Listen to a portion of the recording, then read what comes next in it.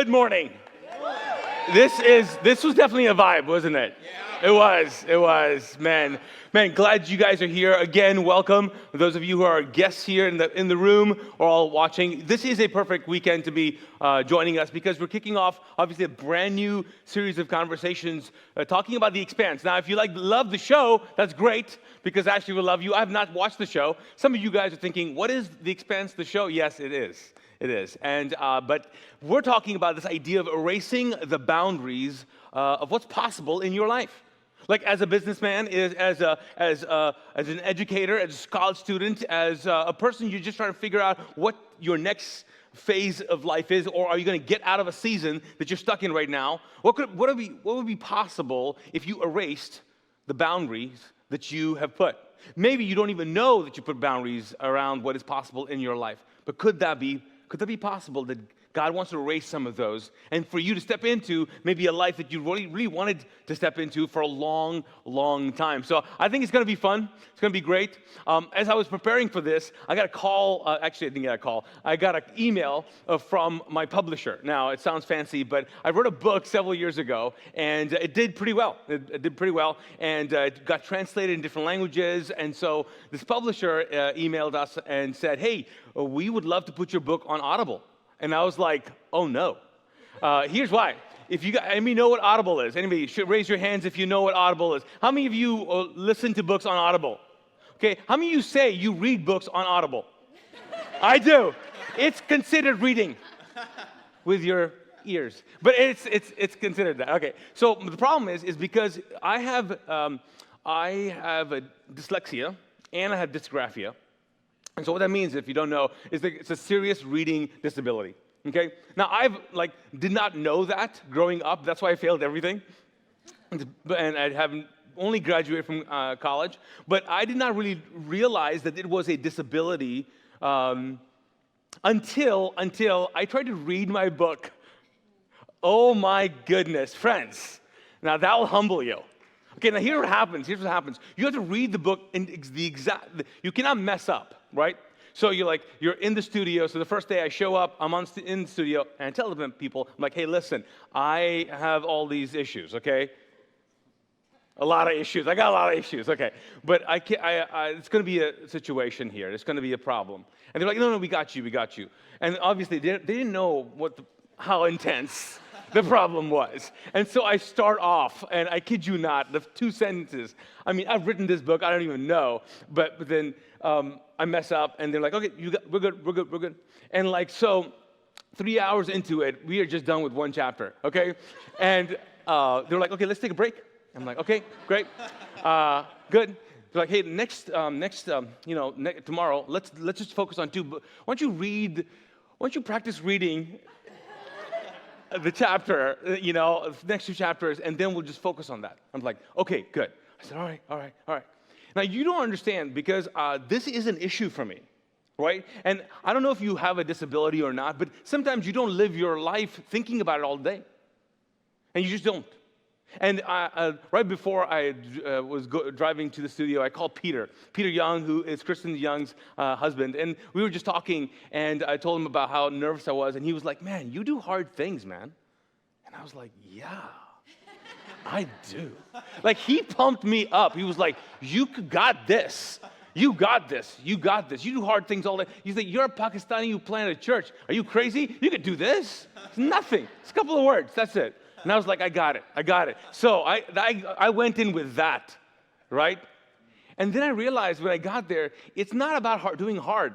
It is impossible for me. I have a disability. And so the next day, I drive up to the studio. No one's there. Yeah. I was like, what happened? So, and the guy comes out. He's like, hey, I wasn't expecting you. Did you not get an email from the publisher? Because they're going to go a different direction. Oh my gosh, friends. It bothered me. I actually was wondering if I should share this with you guys, but it bothered me. I was like, okay, all right. So I just got in my car. I'm like, what? Oh, and so I got in touch with the publisher, and he was like, no, we're not going to go a different direction. It's just that the studio called, and they were like, they don't want to do this project. And I was like, oh. Well, I was like, dude, what? You could have just told me. Like, why? You just tell me. And they're like, hey, but we're committed. We're going to figure this out. We got this. Let's find someone who sounds like you. And I was like, that's a great idea. That's big brain thinking right there. Let's find a guy, all right? They're like, okay, so languages. I was like, I speak Arabic. There's Urdu in the book. There's Arabic in the book. There's Indian, like there's Hindi in the book. They're like, okay, let's just go with American, and we'll just you help them with the other stuff. I'm like, got it, because the majority of the book is in English. So I'm like, that's good. And as I was driving out of that experience this week, preparing for this, I thought, I wonder how many of us live at maybe the edge of our inability or our disability? Or are we comfortably far away from it? Like, are you living in the edge of what is possible for you?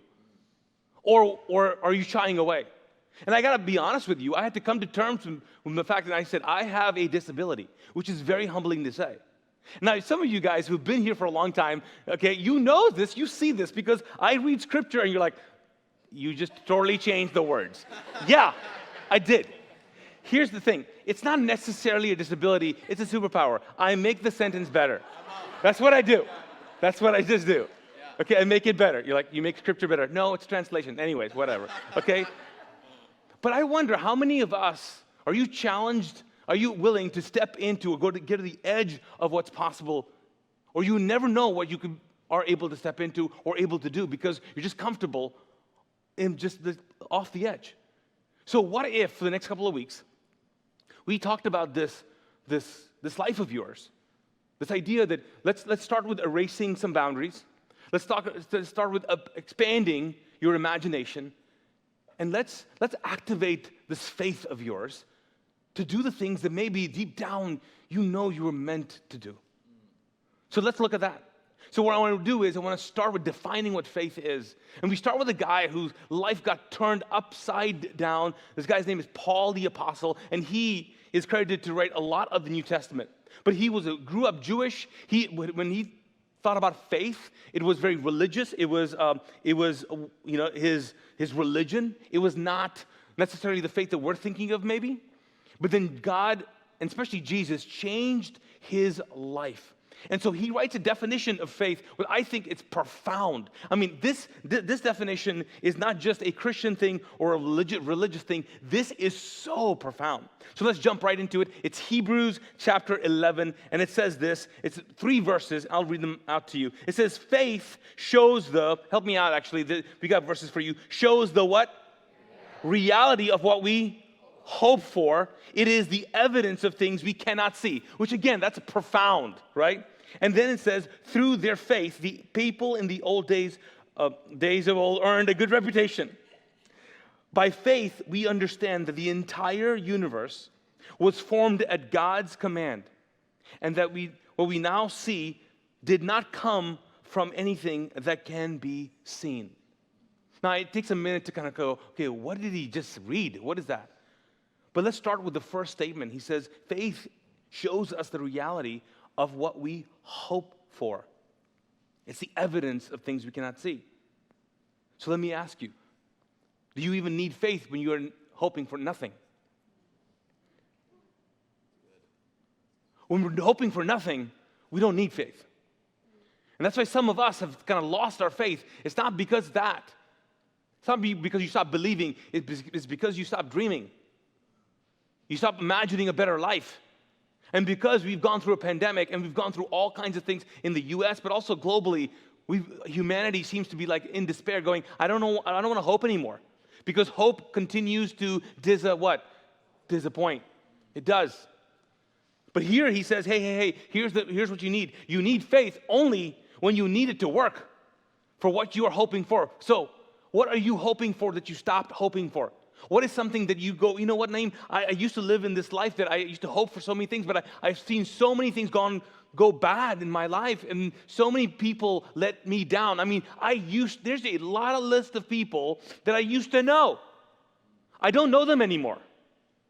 I'm not friends with them anymore. They're relatives I haven't talked to in 2 years.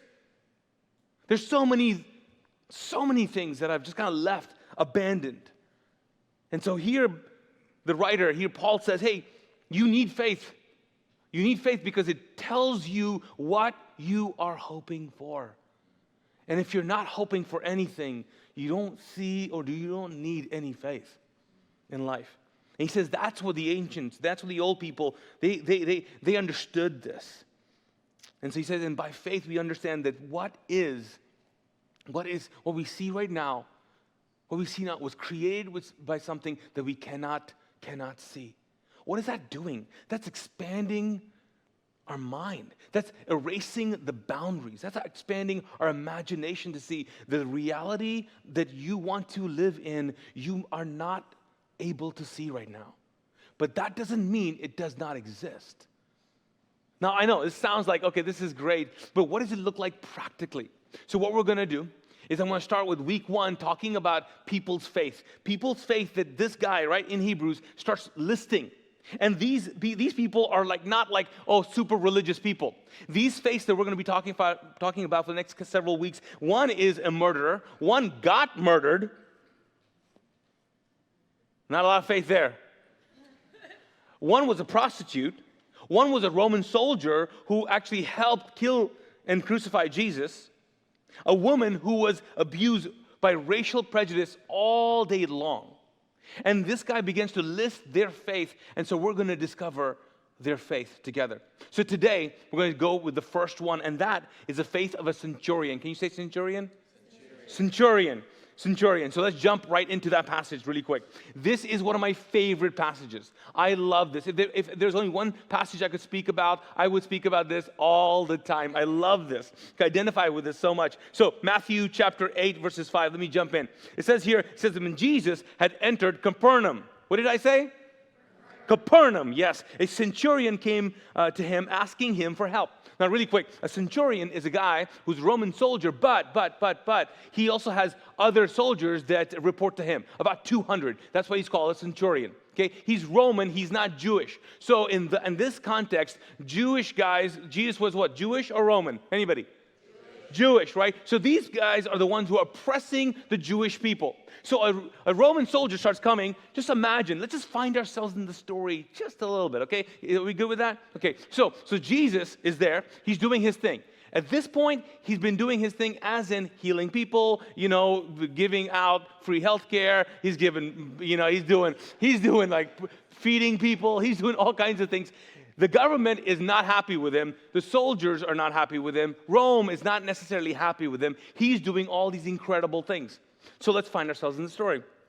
Okay? Say we got people who are there for healing, and then there are people there who are like, the disciples. Okay? So you got disciples there. Okay? So who wants to be a disciple? Make some noise. Anybody wants to be a disciple? Okay, few. Who wants to be just like, I'm just in the crowd, want to get healed? Okay, a lot of those guys. Okay, a lot of those people. I get it. I get this. Okay, that's cool. Okay, so soldiers, where are you? No one. No one's a soldier. Okay. People want to get healed? Okay, people are disciples? Yeah. Okay, we got more disciples. All of a sudden, we got a few more disciples. So that's the scene. Okay, so the centurion comes up to him and says, hey, I need you to help me. And he starts off and he says, Lord, my servant lies at home, paralyzed, suffering terribly. So if you're one of the disciples, you're like, okay, I'm sorry, find your own Jesus. Because, you're oppressing us. There is no way Jesus is for the Jews. It kind of, really, it rhymes too. So, really, we're not doing that. If you're waiting around to be healed, you're like, oh, hold up. I've been waiting in line forever. Like, we're not doing this. You go, what's going on? Some people in the crowd are probably going, oh, I thought you were going to arrest him. But no, he says, Lord, I need your help. Then it goes on. Then Jesus said to him, shall I come and heal him? Shall I come and what? Heal him. So Jesus is told about this need, and he goes, shall I come and heal him? Now, if you're one of the ones who are wanting to get healed, anybody in the house, right? You're the people, right? Could you imagine if you've been waiting forever and Jesus is like, hey, I'm just going to leave and go with this guy? Would you be a little ticked off? Just a little bit. You're blind. You're like, find him. Someone get him. Get him. Nope. No. Have you waited in line for anything? Right? And then the light shuts off. You're like, no, I've been in this line. You got to check me out. Like, no. Right? But here he goes, hey, shall I just go and heal him?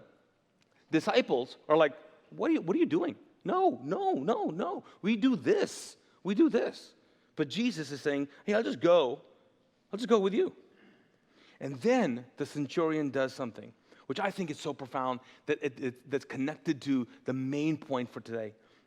The centurion replied, he says, Lord, I do not deserve for you to come under my roof, but just say the word, and my servant will be what? Healed. What? If you're one of the disciples, if you are wanting to get healing, you're like, you're funny. What? Just say the word and my servant will be healed? Are you kidding me right now? Because if you've been waiting in line for a healing, you're like, I could have stayed home.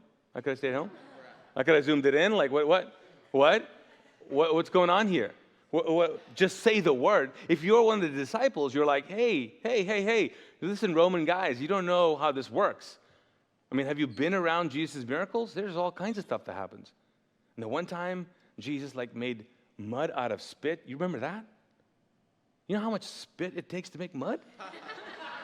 And then he put it on the guy's eyes. Yeah, just say the word. What is this, Alexa?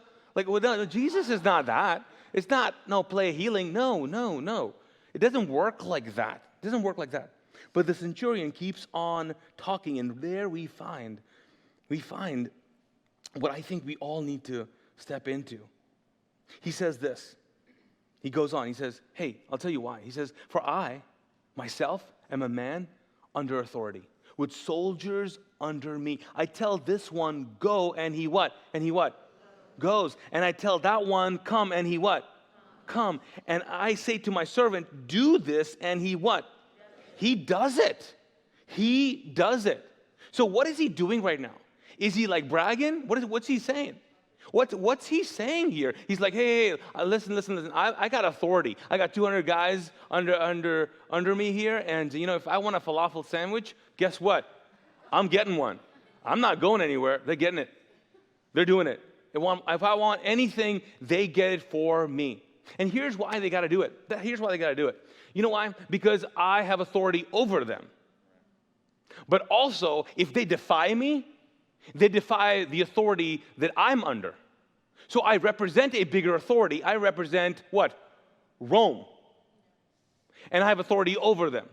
So I have authority, and then I have authority over them. So guess what? If I tell them to do something, they have to what? They got to do it. And so when he says this, Jesus is like, here's what he says. Okay, it says here, when Jesus heard this, he was what? Amazed. I mean, making Jesus amazed. The guy who walks on water, you amaze him.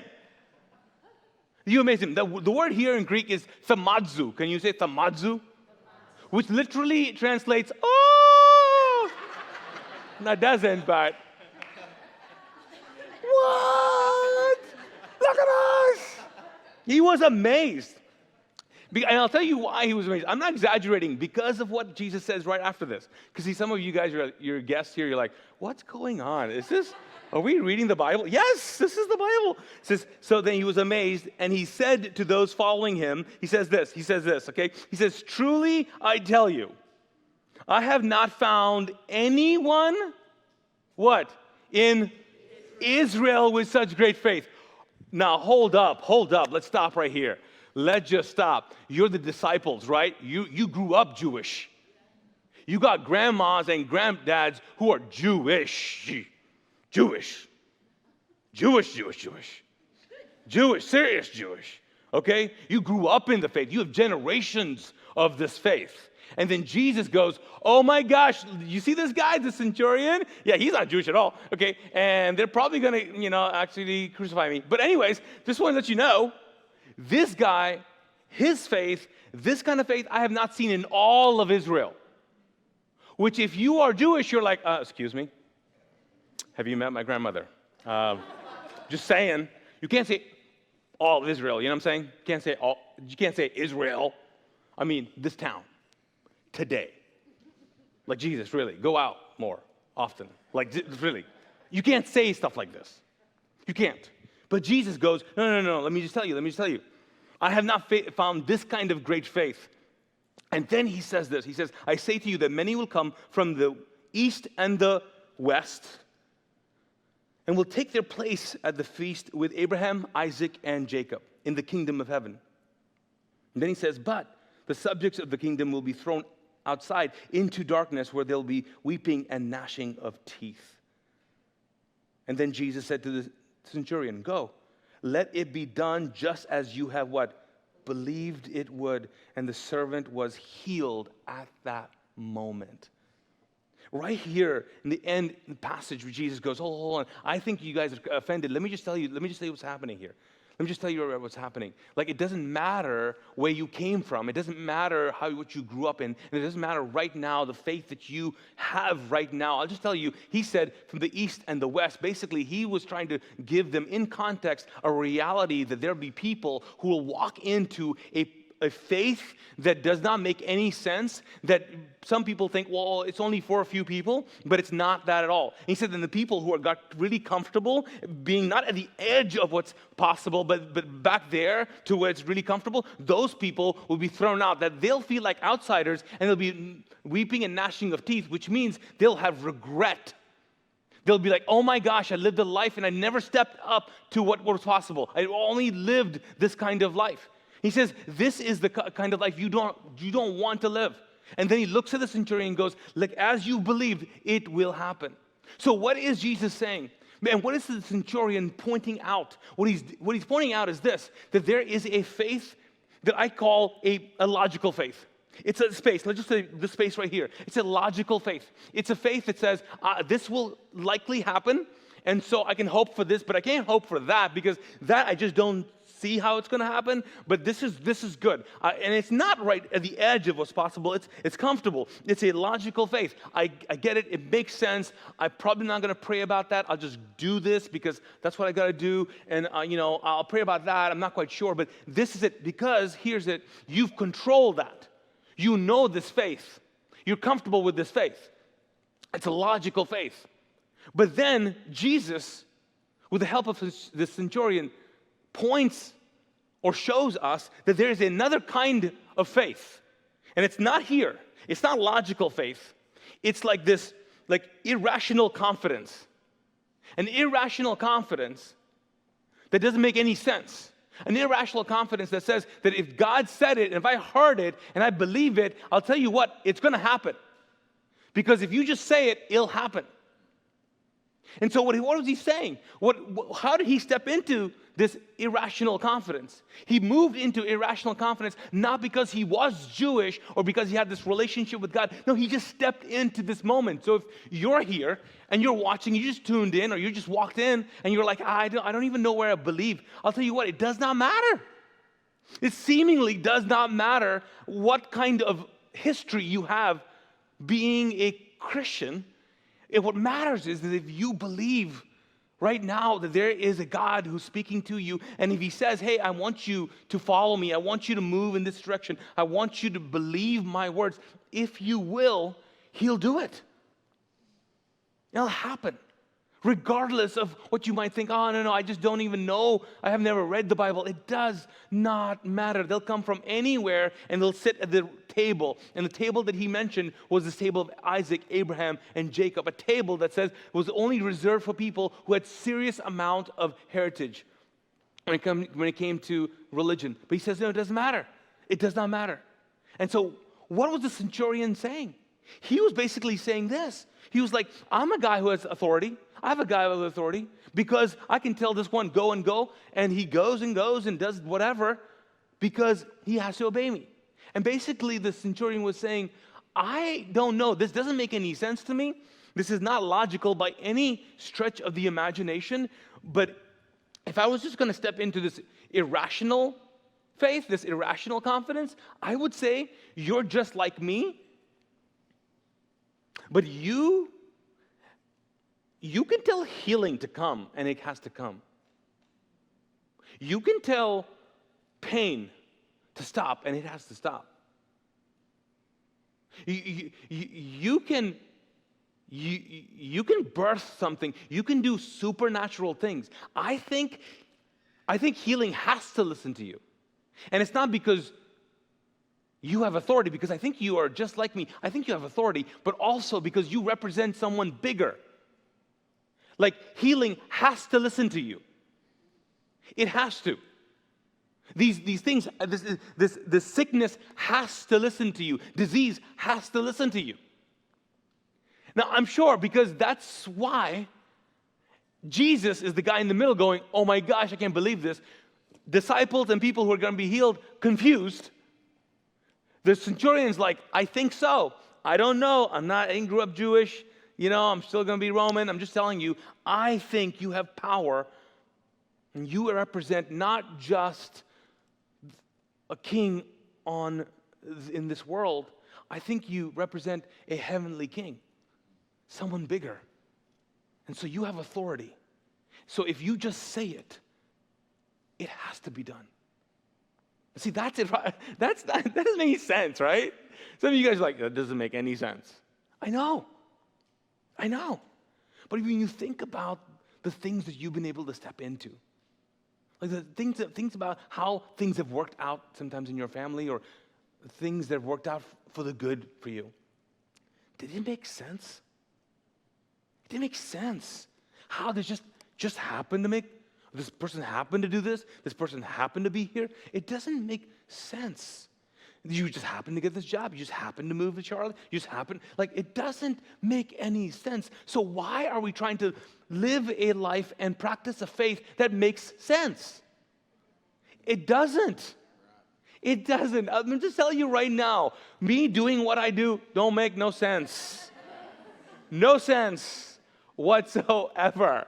It does not. Sometimes I have to stop and go, why am I doing this? It doesn't make any sense. But what I don't want to do is live a life so cozy, so far away from the edge of what's possible in my life, that I'm comfortable and safe and good. Because I know what this means. This means I'm always anxious. And who wants to stop anxiety, right? All of us. But what if we lived on the edge of what's possible? What if we erased the boundaries? What if as a church we did that? Now, in this series, I want to talk about some things that we're trying to attempt to do as a church that are just over the top. And I'll talk to you about those next week. But for today, for you, what is something in your life that honestly doesn't make any sense for you to try? Like, you just don't know how it'll work out. But it could work out. It could. I heard you don't know how, but it could. It's not in this logical faith situation. It's in this irrational confidence spot. What is it in your life? Could it be possible that for some of us, you were very scared to even think that way? Maybe it's a loss. Maybe it's like, I just don't know how it's ever going to work out. Or maybe, just maybe, you like, Naeem, I kind of went there a little bit. I honestly, for some of you, you were like, Naeem, I just gotta be real here.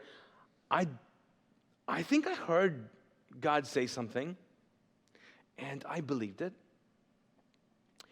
and it didn't happen. Like, some of us have stories. I've prayed, Naeem. I've prayed, and I believed a promise, and man, it didn't happen. It didn't happen. And I'm not quite sure about that. I will tell you this, though, that as we dive into these stories and we dive into the faith of all these people that Paul lists in Hebrews, he ends the chapter with all of the people who prayed and things did not happen. And he commends them, and they're in the hall of faith for him.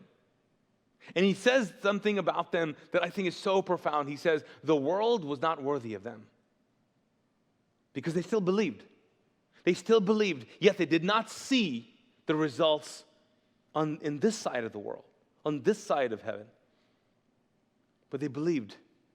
And they stepped into something that was so much bigger so much wider, more expanse than this life. So what could God be stirring in you to step into that's so much bigger than even this, not this season, not this time, but this life? And you're like, Naeem, I haven't even dreamed about that. Yeah, I know, but you're part of generations. What could you do? What are you setting up? How are you going to leave this space, this time? Man, would you join me in just attempting to come close to your disability? Like the edge of like, I don't have the ability to do this. And that's okay. God will find a way. But could we come close to sort of falling off? Could we get close to like looking down going, oh my gosh, I can't believe this. Could we do this? I think we need to. I think your family needs to. Your business needs to. I think our lives, our community needs to. We need people like this. And sadly, the church has been logical. This is what we are. This is who we are. This is what we do. This is this. We're comfortable. I don't know about you. I don't know about you. I don't know about you. And we are not living this kind of life at all. And so, Mosaic, I say, let's be these kinds of people that have an irrational confidence in the goodness of God. That we just believe. We just believe for impossible things and attempt impossible things. Let's not be people who never attempt. And then Jesus says there'll be weeping and gnashing of teeth. There'll be so much regret. Don't do that. Let's not do that. So, can I pray for you? Can we pray together? All right, let's pray. Let's stand together.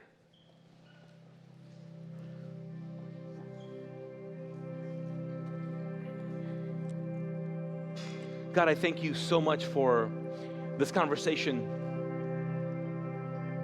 I thank you, God, that a story like this about the centurion reminds us that when it comes to you, God, we're all equal.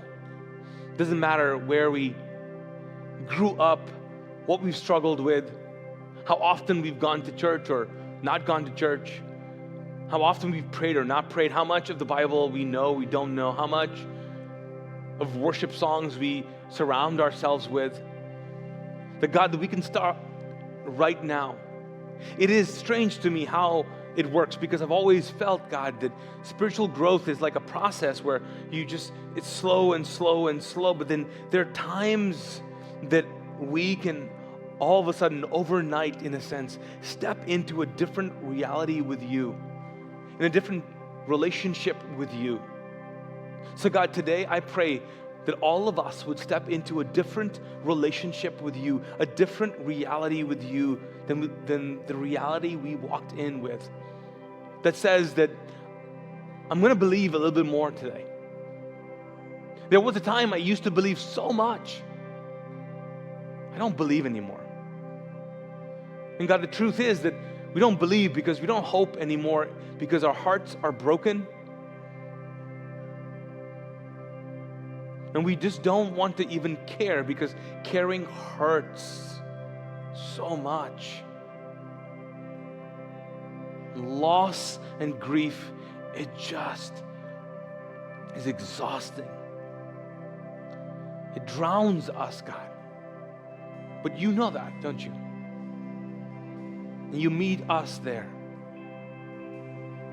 But God, I pray for all of us that today we would step into a new relationship with you. So wherever you are right now, would you say, Jesus, I'm going to give you this. I'm going to give you this. And your this is very different from my this, but you know what that this is. So just tell him, Jesus, I'm going to give you this. I'm going to give you this. I'm just going to believe that if you just say the word, it'll be done. it'll start happening. I'm just going to believe it. I know it doesn't make any sense. I'm just going to believe it. I'm going to believe that when I give you this, you're going to do some supernatural thing with it. When I give you this season, this decision, this pain, this life of mine, this future of mine, when I give you this, you're going to hold it with soft hands. Because I want to believe. In fact, I'm going to have an irrational confidence in your goodness. Because this moment is proof that you're good. You've allowed us, all of us, you've allowed me to be in this moment, hearing this. It doesn't make sense why I'm here. But I'm here. So God, I pray that as we respond, God, some of us might go to the cross, some of us might take communion, some of us might just sit in this song. Some of us might need to sing out loud and just break the boundaries. God, whatever it is, God, would you erase the limitations. Amen.